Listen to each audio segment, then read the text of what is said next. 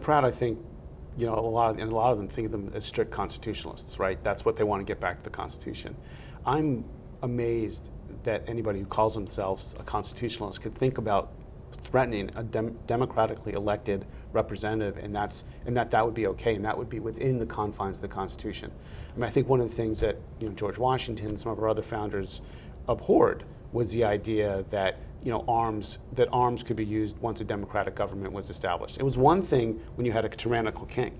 Yeah. It was another thing when you had democratically elected officials. And one of the interesting things, of course, is Washington, at times his soldiers actually wanted to revolt at certain times. And he said, I shudder at that notion, the idea that my army would be used against this Congress. Yeah. And so the idea that Pratt and others think that that's some kind of historical justification just sort of boggles my mind. Right. But that's something I think that goes throughout the sort of, the gun rights movement, right? This whole insurrectionist tyranny, that there's an individual right take on tyranny. I mean, I've written about that, but it seems, I wrote about that about 5 years ago, and now it seems like it's just swept this whole movement almost into a frenzy, especially with Obama in the White House. Yeah, absolutely. And when Pratt described Maloney and her fellow Democrats who support the same gun violence prevention measures, he described them as being in the tyrannical end of the spectrum. So for him, there's no difference between King George right. and Carolyn Maloney, which is, I mean, the ahistorical nonsense is boundless with these guys. But maybe you can talk a little bit about what's changed since you wrote your book and what inspired you to write Guns,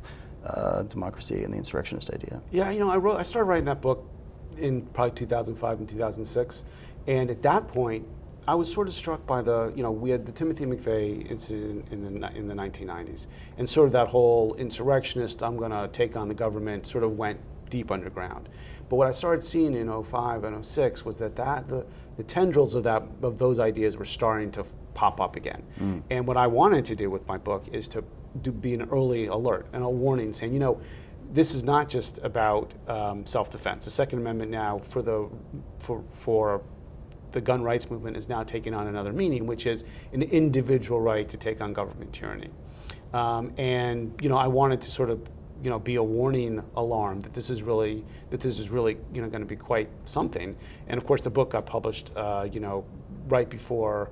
Actually, right after Obama was elected, and at that point, the movement had then sort of morphed into something that was no more in the in my book I document all the sort of corners of the internet where this idea was coming from. By the time the book was published, it was almost mainstream, and you had the Heller decision coming out, and then people were sort of looking at that Heller decision and saying, is there an insurrectionist right in here? Is not? And of course, Scalia, as he didn't clarify a lot of things in that opinion, really did say that there's some elements of fighting tyranny in here, which I think gave the right a lot of sort of comfort, and they just ramped this thing right up.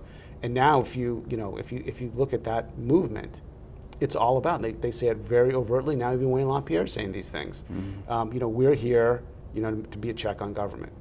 If you think about it, that's a really dangerous idea. The idea that individuals can decide when a lawmaker is being tyrannical. I mean, even when we go back to the forming of the Constitution and the Declaration of Independence, when the Patriots and militia members in Massachusetts decided they were going to declare independence, they didn't. The first thing they did was correspond with other states because they felt this was not an action we can take alone.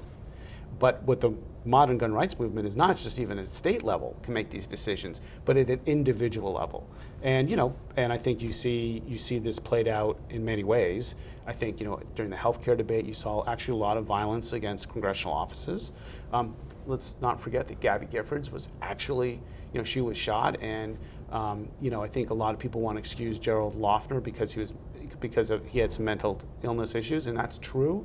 But I think what's not been reported adequately about Gerald Loeffner is he was also an adherent to right-wing radio, and in some of his writings talked about this sort of tyrannical idea. So that, I think, is something that needs to be thought about a little clearly.